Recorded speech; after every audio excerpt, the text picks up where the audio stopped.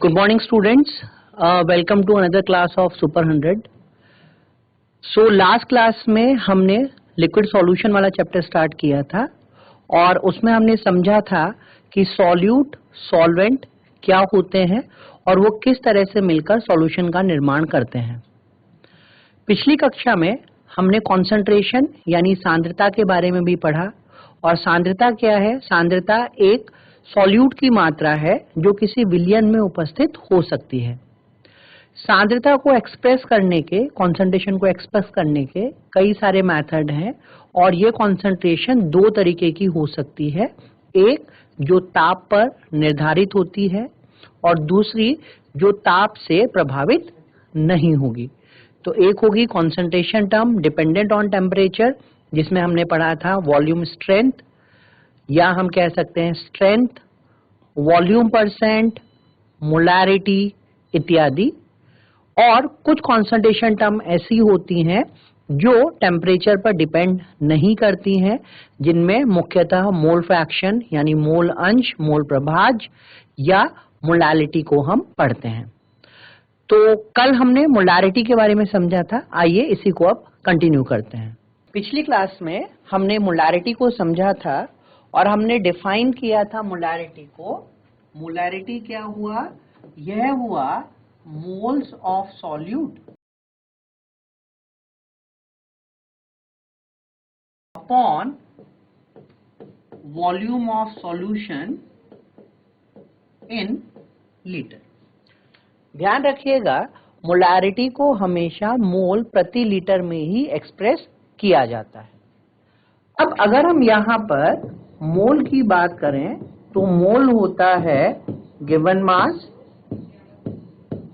Upon molecular mass, या हम लिख सकते हैं भार बटे अणु भार। हमने यह भी समझा था कि स्ट्रेंथ यानी अगर हम सामर्थ्य की बात करें तो स्ट्रेंथ होता है mass of solute upon volume of solution, जो किसमें होनी चाहिए? लीटर में होनी चाहिए।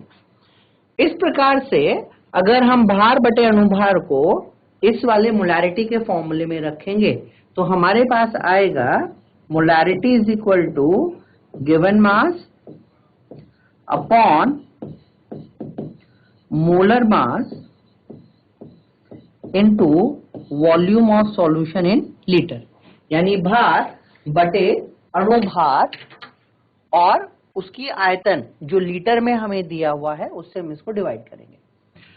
अब mass upon volume of solution in litre, इसको हम स्ट्रेंथ लिख सकते हैं। तो इस तरीके से मोलैरिटी हो जाएगा स्ट्रेंथ बाय मॉलिक्यूलर मास।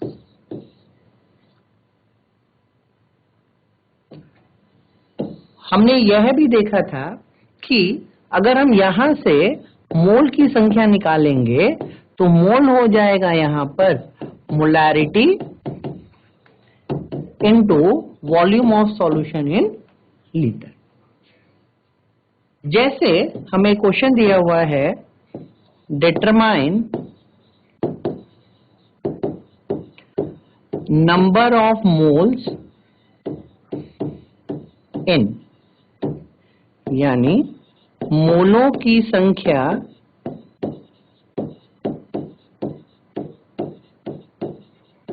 ज्ञात कीजिए।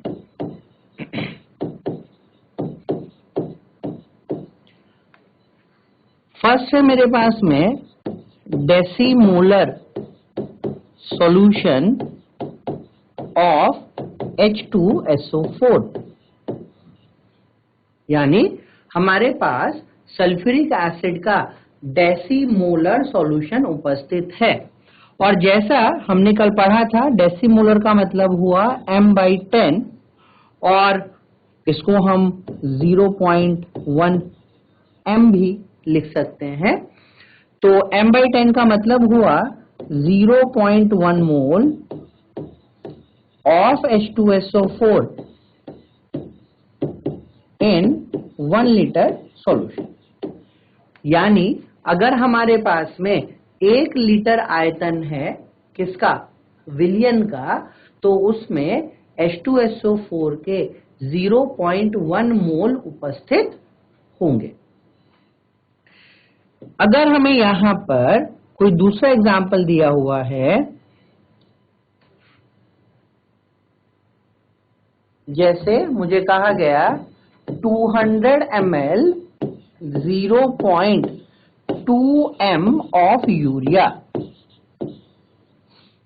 200 ml 0.2 m यूरिया में मोलों की संख्या कितनी होगी।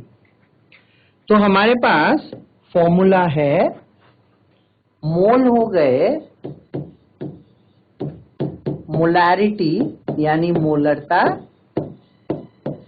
Into volume of solution in litre. तो मोलैरिटी मेरे पास है 0.2 और वॉल्यूम है मेरे पास 200 ml। तो ये हमारे पास आ जाएगा 40 मिली मोल्स। ठीक है, क्योंकि वॉल्यूम किस में है, ml में है। तो अगर हमें यहाँ पे इसको लीटर में कन्वर्ट करना है तो मैं इसको 1000 से डिवाइड कर दूंगा, तो ये मेरे पास आ जाएगा 0.04 मोल्स। तो इस तरीके से हम यहाँ पर मोलरता को समझ सकते हैं और वहां से मोलों की संख्या को ज्ञात कर सकते हैं। क्वेश्चन है हमारे पास में, NaOH का कितना भार 500 ml 0.1 m विलयन बनाने के लिए लगेगा।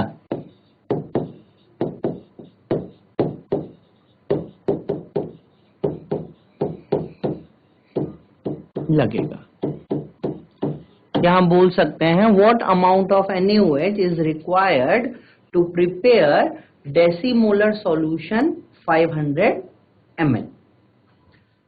तो हमारे पास यहां पर मोलैरिटी का फॉर्मूला हुआ given mass upon molecular mass into 1000 upon volume, अगर किस में दी हुई है, ml में दी हुई है। तो यहां से मास हो जाएगा molarity into molecular mass into volume of solution in ml upon 1000।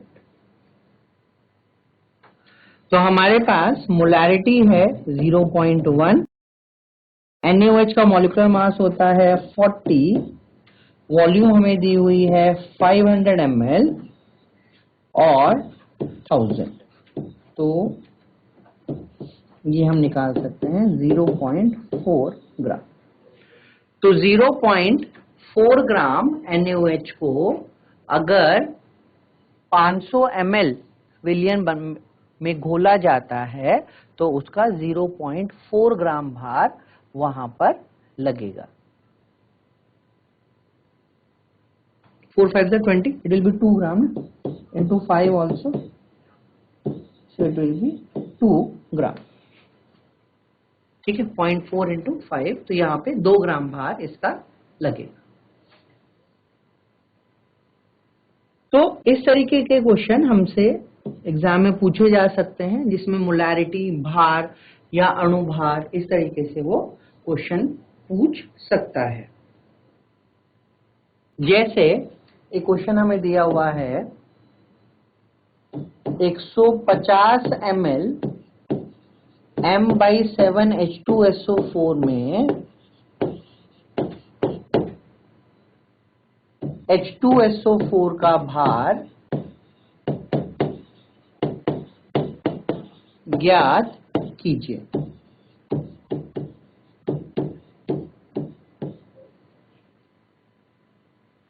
It means find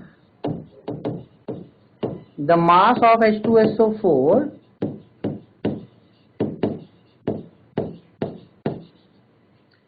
in 150 ml m/7 H2SO4.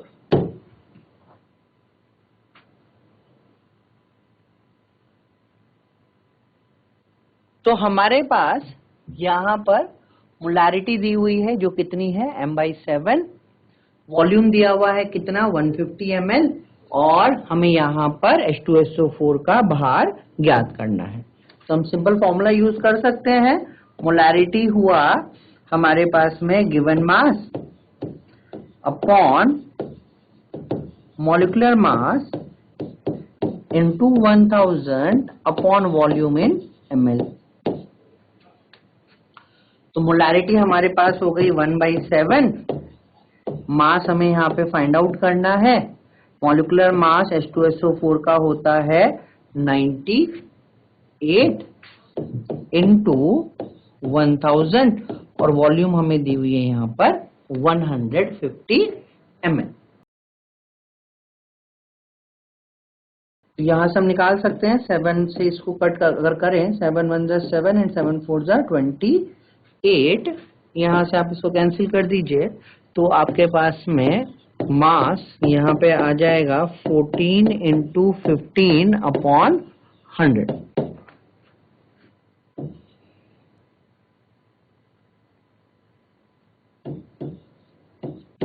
So that will be equal to 19 gram. तो इस तरीके से हम यहाँ पर मास को फाइंड आउट कर सकते हैं।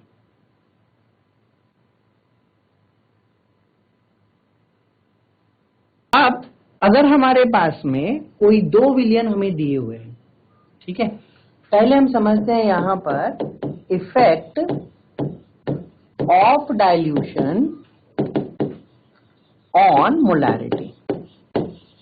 ये तो हमने समझ लिया है कि मोलारिटी में वॉल्यूम वाली टर्म इन्वॉल्व होगी, और क्योंकि यहाँ पर वॉल्यूम इन्वॉल्व हो रही है इसका मतलब मोलारिटी टेम्परेचर डिपेंडेंट फैक्टर होती है। तो हमें यहां पर पढ़ना है तनुता का प्रभाव।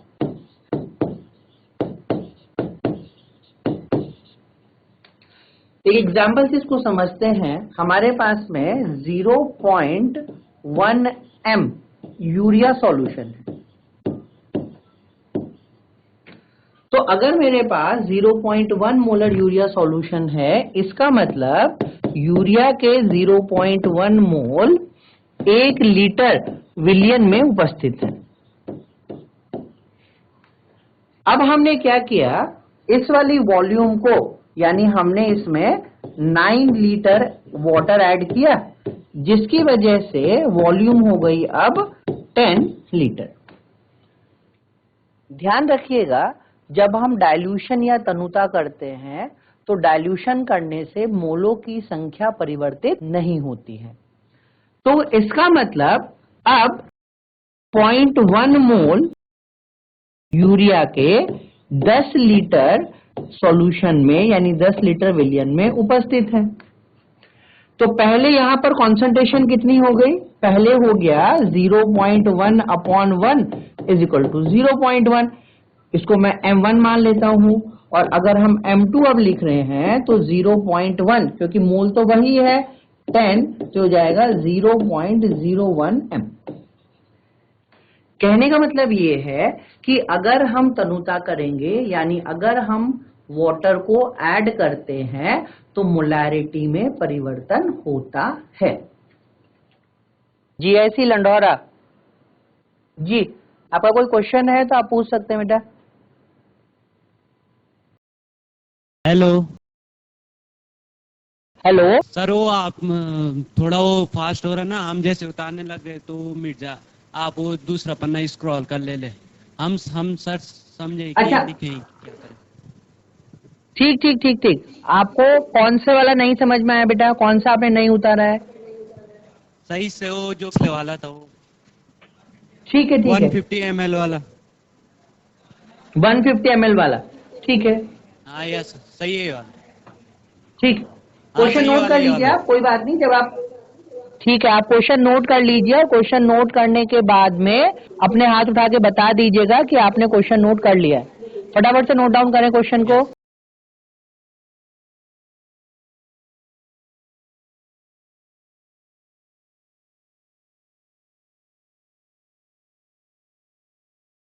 आपने नोट कर लिया बेटा, तो हाथ उठा दीजिए अपने।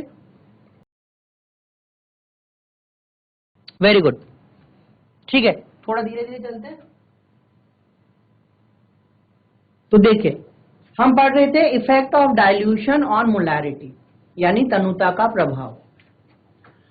तो अगर हमारे पास में सपोज 0.1 m यूरिया सॉल्यूशन दिया हुआ है, तो 0.1 मोलर यूरिया सॉल्यूशन का मतलब हुआ 0.1 मोल यूरिया के 1 लीटर विलियन में उपस्थित होंगे। तो यहां से अगर हम मोलारिटी को फाइंड आउट करेंगे तो ये आएगा 0.1 m।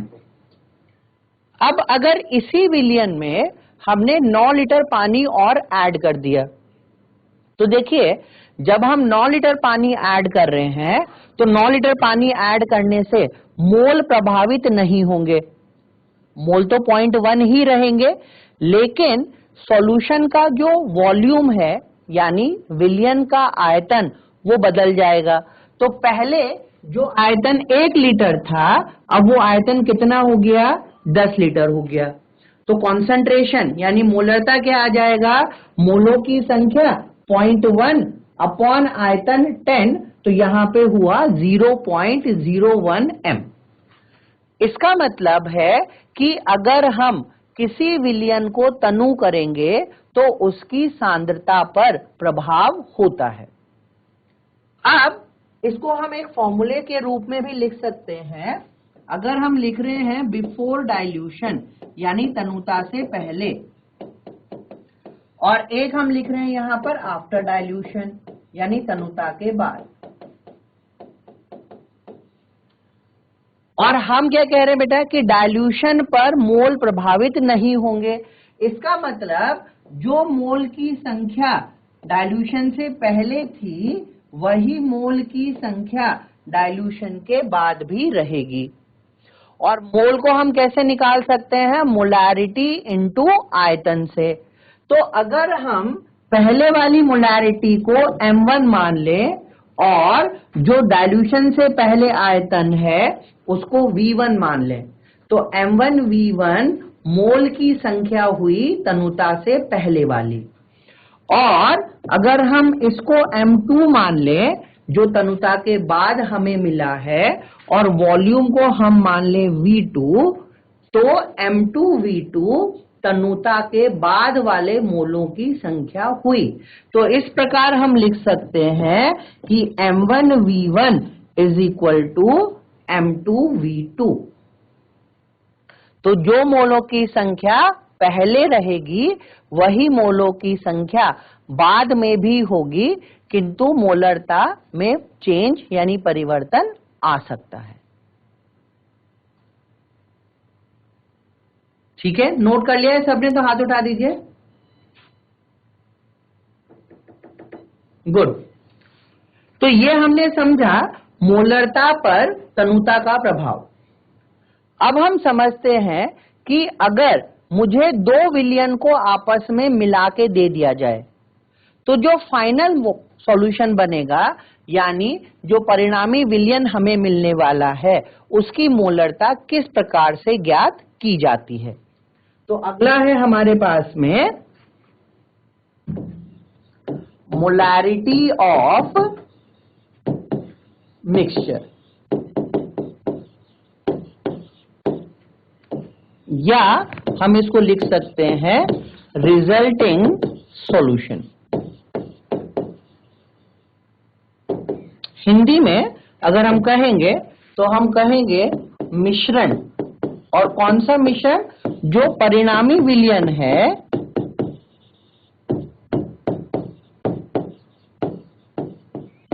इसकी मोलरता किस प्रकार से निकाली जा सकती है। यहां पर हम 2 तरीके से मिक्सचर को बना सकते हैं। पहला है जिसमें सेम नेचर है, यानी समान प्रकृति।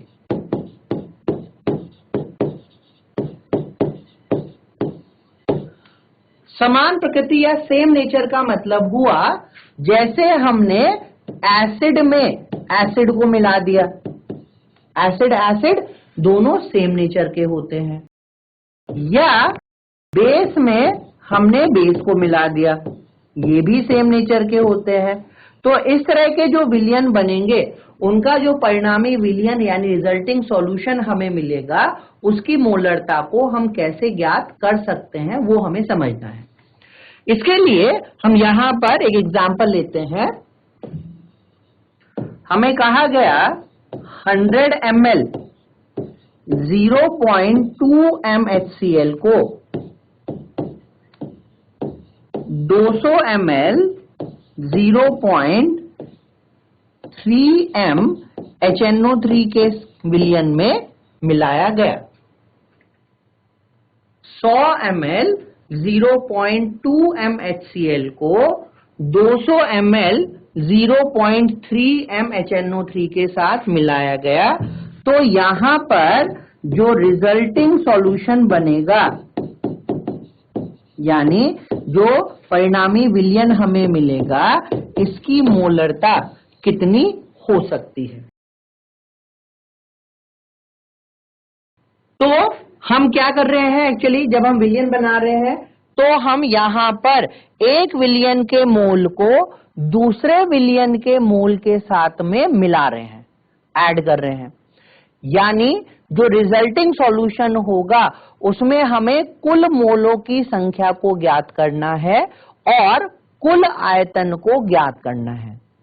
तो अगर हम यहां पर लिखें molarity of resulting solution, molarity of resulting solution, तो ये कितना हो जाएगा, टोटल मोल्स यानी कुल मोल की संख्या अपॉन टोटल वॉल्यूम, कुल आयतन।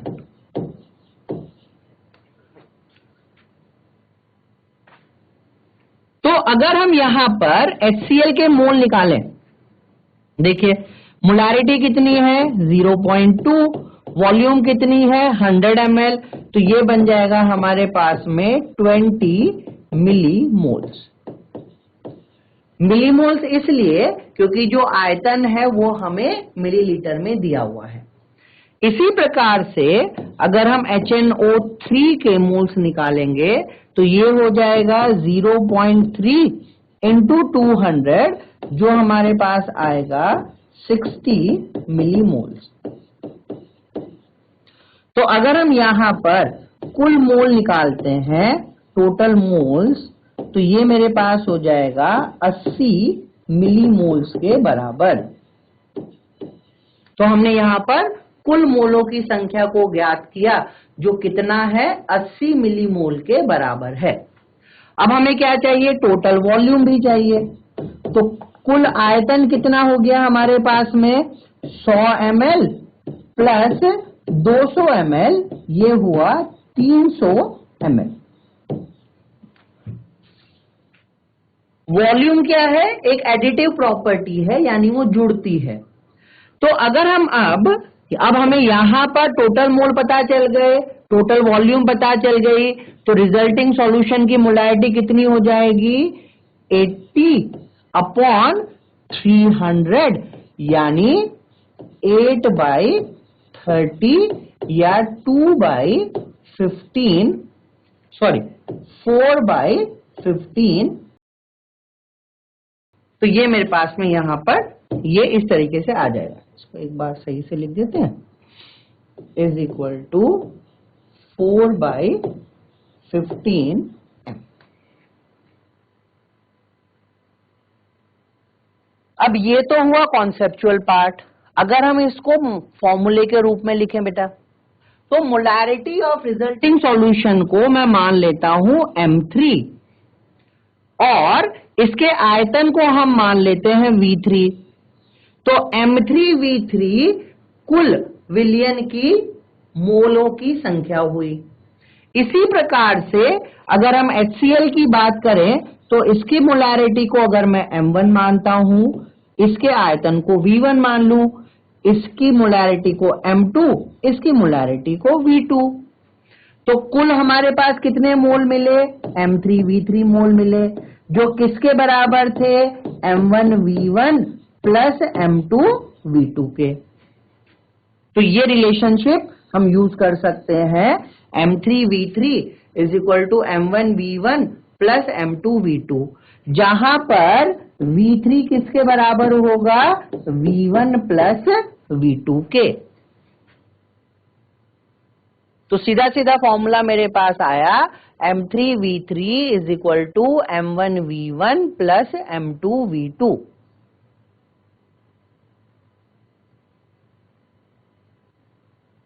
ठीक है, एक क्वेश्चन समझते हैं इस पे।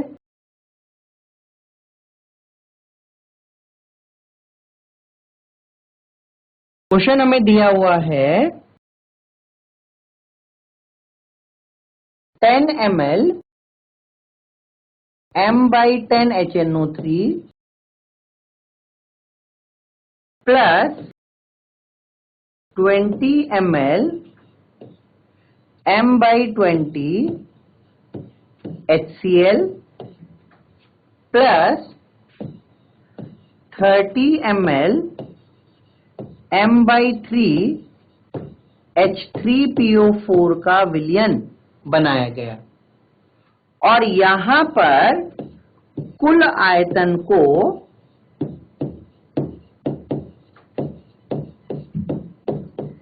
1 लीटर कर दिया जाता है।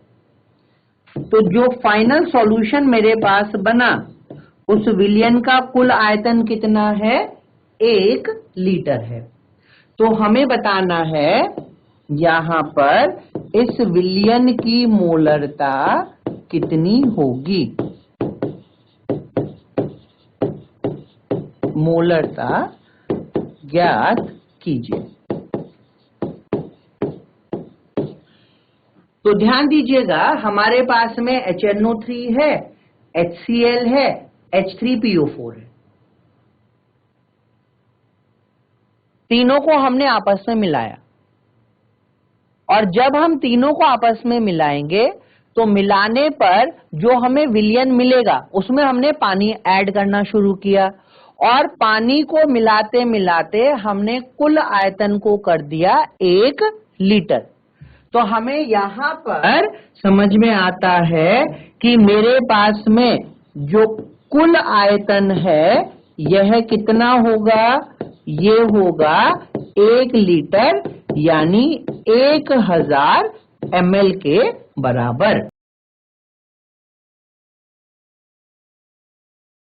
तो यहां पर हमें कुल आयतन दिया हुआ है जो किसके बराबर है? 1000 ml के। तो यहां पर अब देखिए HNO3 के मोल्स कितने हो जाएंगे? ये हो जाएगा 10 into 1/10 that is equal to 1। ठीक है, ऑल्दो ये मिलीमोल ही रहेगा बेटा, क्योंकि हम किस में ले रहे हैं यहां पर आयतन को? मिलीलीटर में ले रहे हैं। तो ये हो गया 1 मिलीमोल। इसी प्रकार से अगर HCl के लिए निकाला जाएगा तो ये हो जाएगा 20 इंटू 1/20, फिर से 1 मिलीमोल आ गया। और अगर हम H3PO4 के लिए निकालेंगे तो ये हो जाएगा 30 इंटू 1/3, यानी 10 मिलीमोल्स। तो हमारे पास कुल मिलीमोल कितने हो गए? 12।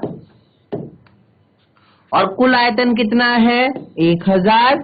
तो मोलारिटी सॉल्यूशन की कितनी हो जाएगी? 10/1000, क्योंकि हम यहाँ पर मिलीमोल ले रहे हैं और यहाँ पर हम मिलीलीटर लेते हैं। सॉरी, ये 12/1000, तो 0.012 m ये हमारे पास परिणामी विलयन की मोलरता आएगी।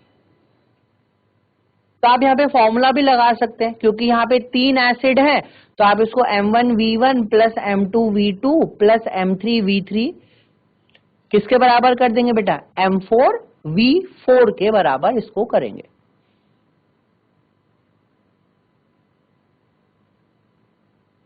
तो ये हमने समझा कब?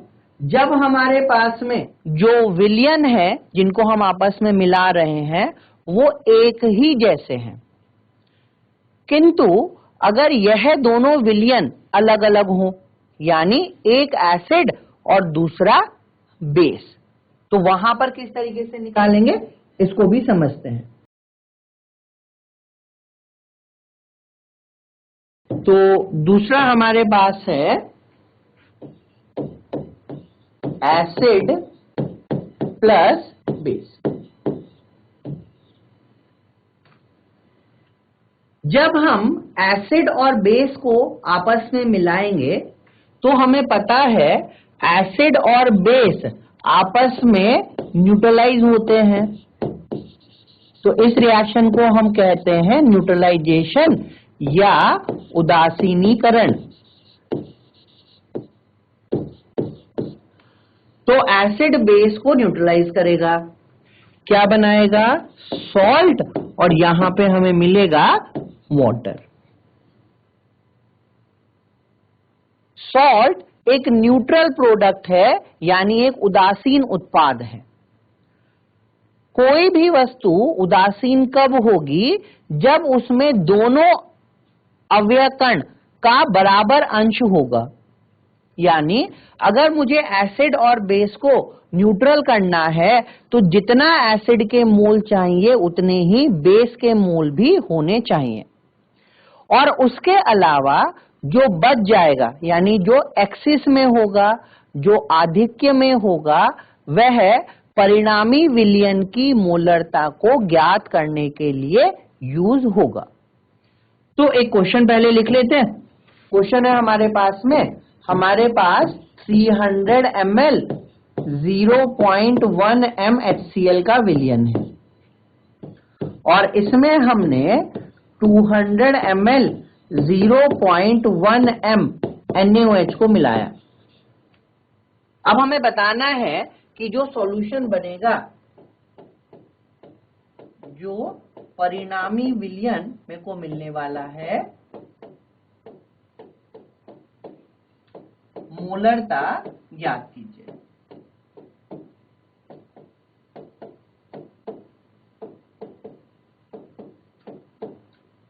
ठीक है, इसको मैं ले रहा हूं M3 बेटा। परिणामी विलयन की मोलरता को हम क्या मान लेते हैं? M3 मान लेते हैं। देखिए इसको कैसे सॉल्व करेंगे हम। तो यहां पर पहले हम HCl के मोल्स निकाल दें। ये हुआ मोलरता गुना आयतन, तो ये मेरे पास हो गया 30 मिली मोल्स। अब NaOH की बात कर लेते हैं। 0.1 इंटू 200, तो ये मेरे पास हो जाएगा 20 मिली मोल्स। तो एसिड मुझे मिला 30 और बेस मुझे मिला 20। न्यूट्रल करने के लिए दोनों का इक्वल होना जरूरी है, तो इसका मतलब HCl के 20 मोल NaOH के 20 मोल को खा जाएंगे, यानी उदासीन हो जाएंगे। और हमें यहां पर जब विलयन में हम देखेंगे तो ये 20 मोल तो खत्म हो गए बेटा, और इस 30 में से 20 खत्म हो गए, तो कितने बचे हमारे पास में? 10 मिलीमोल्स क्या है? अनरिएक्टेड हैं, या हम कहें कि ये बचे हुए हैं। तो अगर मुझे परिणामी विलयन की मोलरता को ज्ञात करना है, जिसको मैं लिख रहा हूं M3, तो ये हो जाएगा हमारे पास moles unreacted upon total volume. तो ये अनरिएक्टेड को मैंने कैसे निकाला भाई? एसिड के मिलीमोल थे 30, NaOH के 20, और कुल वॉल्यूम कितना आएगा बेटा? 500 तो ये हो जाएगा 10/500 यानी 1/50 m। तो अगर हम इसको यहां पर फॉर्मूले की फॉर्म में लिखते हैं तो मैं लिख सकता हूं m3 is equal to m1v1 minus m2v2 upon v1 plus v2। तो ये हमारे पास फॉर्मूला हो गया। तो अगर दोनों का नेचर सेम है, दोनों एक जैसे हैं, तो उस केस में हम दोनों को ऐड करेंगे। अगर दोनों का नेचर डिफरेंट है तो वहां पर जो बच जाएगा वो रिजल्टिंग सॉल्यूशन की मोलैरिटी को डिफाइन करेगा। ठीक है, तो इस तरीके से हम यहां पर चीजों को समझ सकते हैं। और क्योंकि यहां पर एसिड के मोल बचे हुए हैं, इसका मतलब जो विलयन बनेगा वो कैसा होगा, वो एसिडिक इन नेचर होगा। और क्योंकि विलयन एसिडिक इन नेचर है तो हम कह सकते हैं कि इस विलयन का पीएच 7 से कम होगा।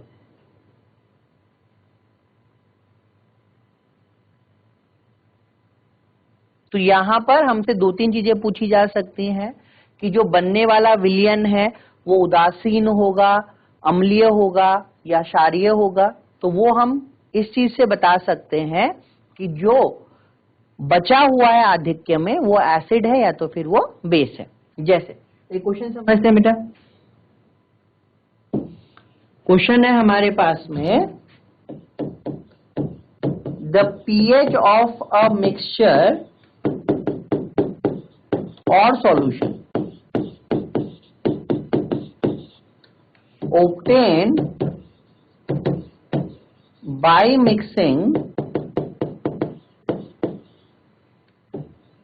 500 ml 0.1 m HCl plus 800 ml 0.1 m NaOH is। Option A है pH is equal to 7, option B है pH is greater than 7, option C है pH is less than 7, option D है pH इज इक्वल टू 1। तो जिनको भी answer पता है वो हैंड रेज के माध्यम से, चैट के माध्यम से भेज सकते हैं। हमारे पास में 500 ml 0.1 m HCl है, जिसमें हमने 800 ml 0.1 m NaOH बनाया है। तो अब जो सॉल्यूशन बनेगा उस सॉल्यूशन का पीएच 7 के बराबर होगा, 7 से कम होगा, 7 से ज्यादा होगा या 1 के इक्वल होगा, यह आपको बताना है।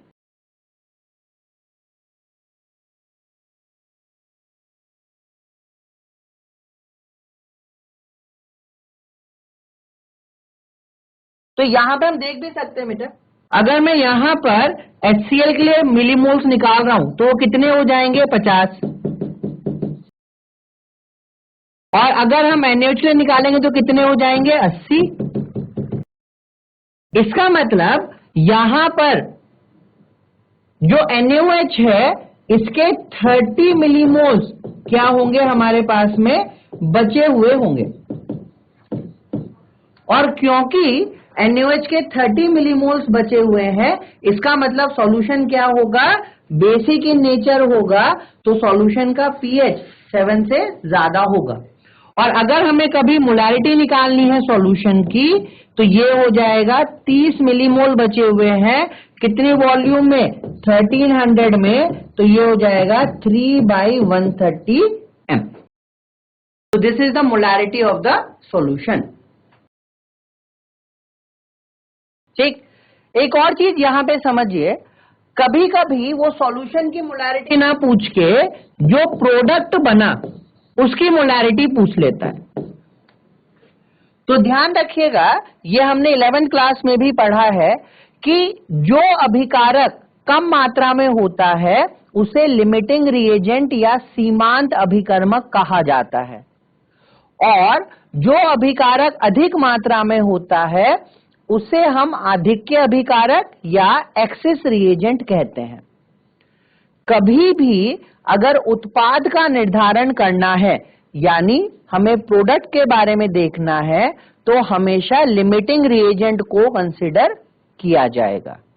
तो इस केस में अगर हम देखें तो यहां पर जो HCl है ये लिमिटिंग रिएजेंट या सीमांत अभिकर्मक होगा। तो अगर कभी प्रोडक्ट के बारे में पूछा जाएगा तो ये 50 मिलीमोल बनेंगे कितने में, 1300 ml में, तो ये आ जाएगा 5/130। ठीक है, तो अगर प्रोडक्ट के लिए पूछा जाए तो सीमांत अभिकर्मक यानी लिमिटिंग रिएजेंट को हमें देखना है। तो यहां पे हमने समझा कि अगर कभी उत्पाद के बारे में सांद्रता पूछता है तो हमें लिमिटिंग रिएजेंट यानी सीमांत अभिकर्मक को देखना है, और अगर परिणामी विलयन या रिजल्टिंग सॉल्यूशन के बारे में पूछा जाएगा तो जो बचा हुआ है यानी जो एक्सेस में होगा उसको हमें ध्यान में रखना है। तो ये हमने मोलारिटी के बारे में पढ़ लिया है। अब हमारे पास में जो अगली सांद्रता वाली टर्म है वो है नॉर्मेलिटी या नॉर्मलता। सो नेक्स्ट है हमारे पास में नॉर्मेलिटी या नॉर्मलता, जिसको हम कैपिटल N से प्रदर्शित करेंगे। अगर हम नॉर्मेलिटी को डिफाइन करें तो नॉर्मेलिटी हुआ ग्राम equivalent of solute upon volume of solution in litre. Hindi में समझे तो विलय के ग्राम तुल्यांक, विलय के ग्राम तुल्यांक और विलयन का आयतन, विलयन का आयतन जो किसमें होगा, लीटर में होगा। तो आप हिंदी या इंग्लिश कोई भी एक नोट कर सकते हैं according to your ease. Gram equivalent of solute upon volume of solution in litre, यानी विलय के ग्राम तुल्यांक बटे विलयन का आयतन। तो सबसे पहले क्वेश्चन ये है कि ग्राम इक्विवेलेंट या ग्राम तुल्यांक क्या होता है। सो ग्राम इक्विवेलेंट, इसको मैं ग्राम इक्यू लिख देता हूं, यह होता है हमारे पास में given mass upon equivalent mass, यानी भार बटे तुल्यांकी भार।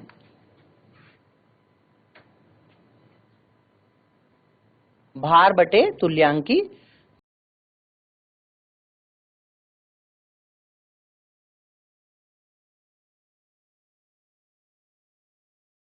ठीक, तो नेक्स्ट है हमारे पास में तुल्यांकी भार या इक्विवेलेंट मास। इक्विवेलेंट मास या तुल्यांकी भार। इक्विवेलेंट मास होता है molecular mass upon n factor. ठीक है, यानी हम लिख सकते हैं इसको अणु भार बटे n फैक्टर। तो हमें यहां पर n फैक्टर को समझना है कि n फैक्टर क्या है और किस तरीके से हम n फैक्टर का मान ज्ञात कर सकते हैं। लेकिन उससे पहले अगर हम यहां पर ग्राम इक्विवेलेंट की जगह पे given mass upon equivalent mass को रख देते हैं, तो देखिए क्या हो जाएगा, नॉर्मेलिटी को मैं लिख सकता हूं, ग्राम इक्विवेलेंट को मैं लिख रहा हूं यहां पर given mass upon equivalent mass, और इक्विवेलेंट मास को मैं क्या लिख सकता हूं बेटा, molecular mass into n factor, mass into n factor upon volume of solution in litre. तो given mass upon molar mass ये हो जाएगा हमारे पास में मोल, तो mole into n factor upon volume of solution in litre. और ध्यान दीजिए मोल बटे वॉल्यूम, इसको मैं क्या लिख सकता हूं, मोलारिटी। तो यहां से एक सिंपल फॉर्मूला हमारे पास आया कि नॉर्मेलिटी किसके बराबर होगी, नॉर्मेलिटी बराबर होगी मोलारिटी इंटू एन फैक्टर के। Normality is equal to molarity into N factor. अब अगर हम यहां पर नॉर्मेलिटी की इकाई की बात करें तो यूनिट ऑफ नॉर्मेलिटी होगा gram equivalent per litre, gram equivalent per litre. तो हमें इस फॉर्मूले को ध्यान रखना है कि normality molarity into N factor के बराबर होती है। तो एन फैक्टर क्या होगा, इसको हम नेक्स्ट क्लास में पढ़ेंगे, एसिड के लिए, बेस के लिए एन फैक्टर क्या क्या हो सकता है।